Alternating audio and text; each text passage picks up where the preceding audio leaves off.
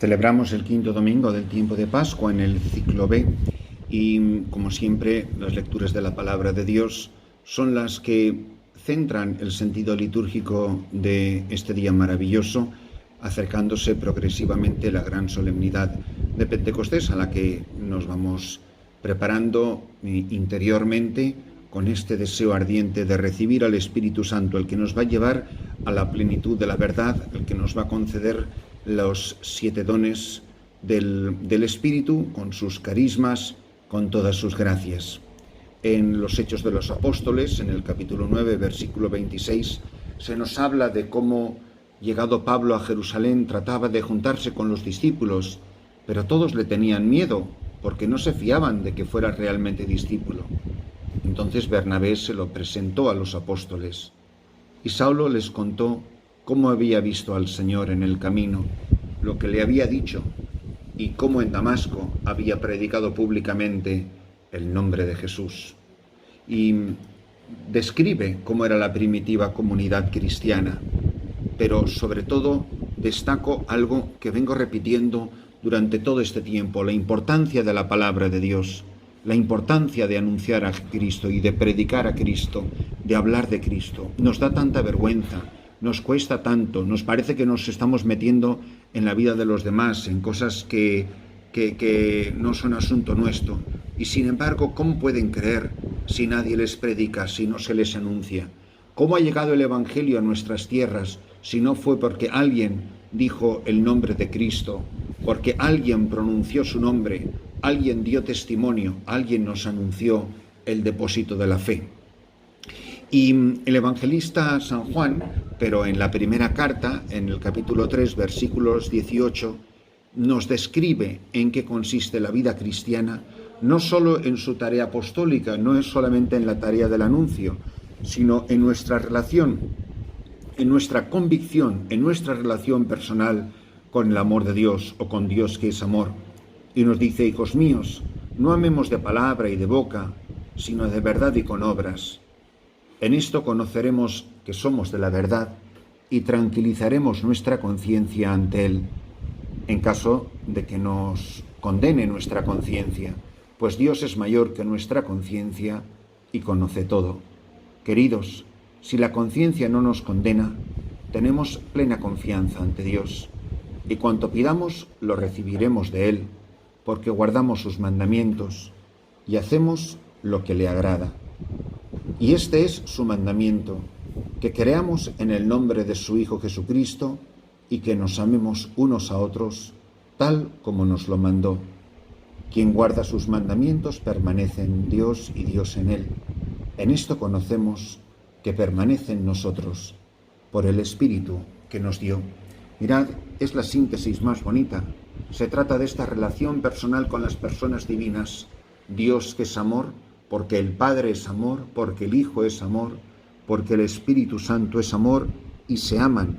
El amor no es simplemente una realidad estática, sino es la continua y eterna donación de sí mismo y la eterna recepción que de sí mismo hace como don la persona que está frente a mí.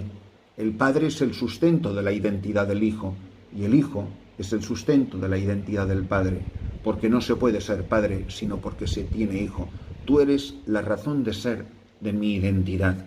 Por eso, aquí las palabras del evangelista, del apóstol San Juan, en esta primera carta, que nos recuerda la sustancia de la vida cristiana. Lo primero, que creamos en su nombre.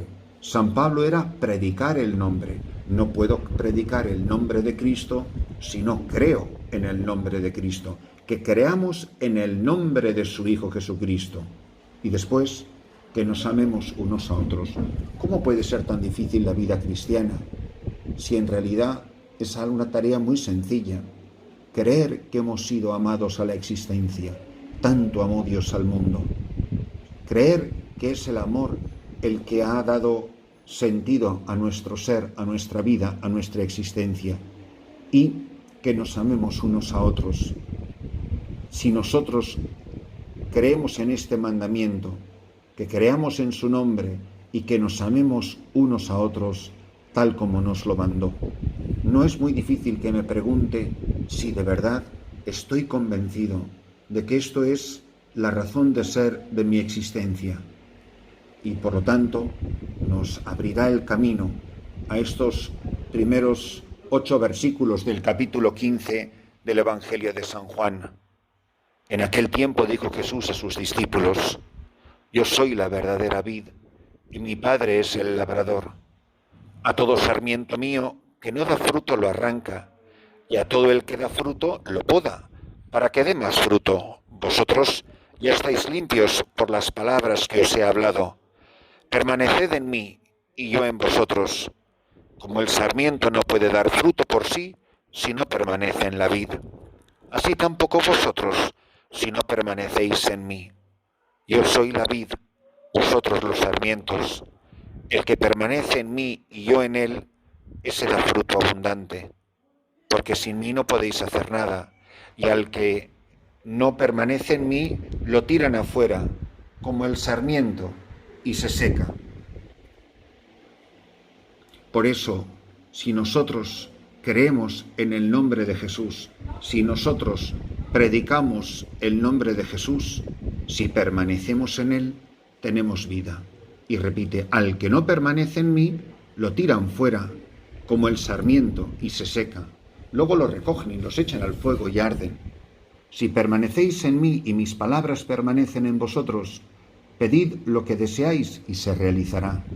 Con esto recibe gloria mi Padre, con que deis fruto abundante. Así seréis discípulos míos. Verdaderamente es maravilloso descubrir la fuerza del Evangelio, la gracia de la palabra, el don que hemos recibido. Por eso, en esta celebración, todos nosotros, con esta metáfora preciosa, que es tan fácil de comprender, el sarmiento, la vid, la ramita que lleva las uvas, y sin embargo, si se separa del tronco, se seca y se muere. La savia es la gracia de Dios, es el Espíritu Santo mismo, don increado, es el Espíritu Santo el que circula por las venas de la Iglesia. Y si nosotros permanecemos en él, tendremos vida, vida abundante, y daremos muchísimo fruto. ¿Cuántas veces no habremos producido fruto en la Iglesia simplemente porque no permanecimos en Cristo? Porque actuamos por nuestra cuenta, porque éramos una rama seca, seccionada, de ahí viene la palabra secta, de algo que está cortado, algo que ha sido separado del tronco, que ha sido separado de la vid.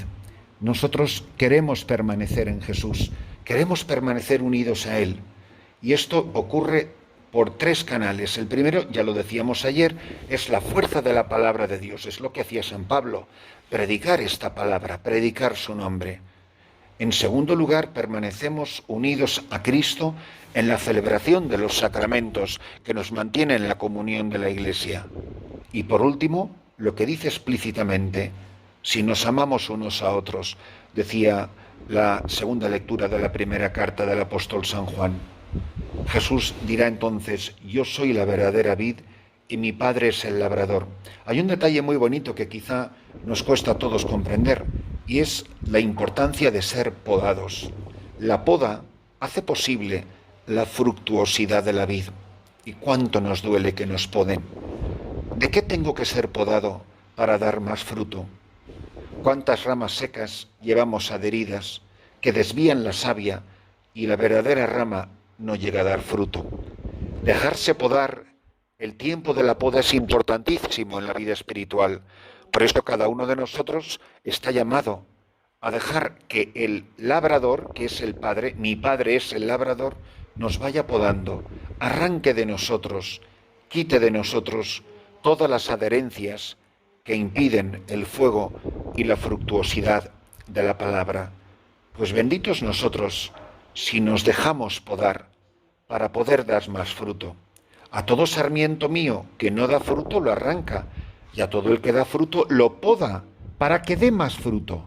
¿Por qué me ha pasado esta humillación? ¿Por qué he pasado por esta cruz? ¿Por qué he tenido este trance? El Padre te está podando para que des más fruto. Nos cuesta tanto entenderlo. Por eso que cada uno tenga la humildad de reconocer que nos hemos resistido en tantas ocasiones a ser podados para dar fruto. En la primera lectura, San Pablo, que proclama a Jesucristo. En la segunda lectura, amaos unos a otros. En el Evangelio, permaneced en mí y yo en vosotros. No tengáis miedo a ser podados, que así daréis muchísimo más fruto.